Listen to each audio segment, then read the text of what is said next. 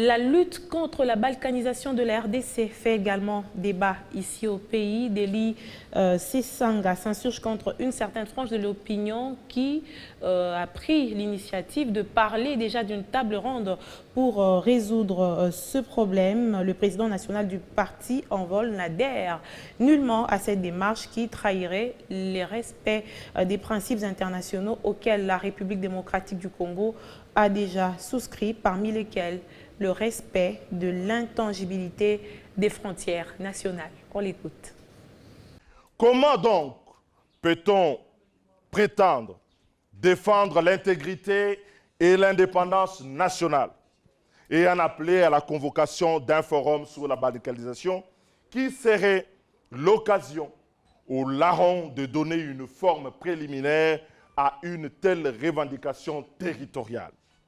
Je ne connais pas d'État confronté à pareil défi que celui auquel le pays est confronté aujourd'hui qui prendrait l'initiative de parler de sa propre balkanisation dans le cadre d'un forum international. C'est une idée abominable qui ne devrait pas germer dans la tête des Congolais et que les Congolais doivent rejeter. La Charte des Nations Unies et le sacro-saint principe de l'Union africaine de respect de l'intangibilité des frontières héritées de la colonisation devrait être le socle, le cadre de la défense de notre intégrité territoriale et de la défense de l'indépendance nationale, et non pas chercher un forum où les tiers viendraient parler de la balkanisation.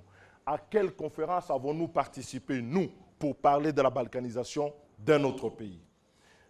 Pour le reste, il nous faut, nous, renforcer notre outil de défense pour sauvegarder le maintien de notre indépendance nationale et assurer l'indépendance de notre intégrité territoriale. L'accord cadre d'Addis Abeba fournit le cadre où la dimension régionale des conflits vécus dans le Grand Lac doit être traitée et où les principes que je viens d'évoquer, l'intangibilité des frontières et la Charte des Nations Unies doivent prévaloir en tout lieu, en toutes circonstances.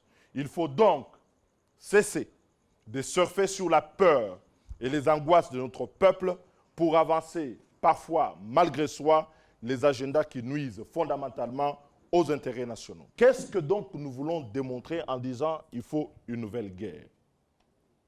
Qu'est-ce que cela apporterait à la paix et à la stabilité de notre pays et de nos populations? Ce n'est ni une solution, ni une voie à suivre.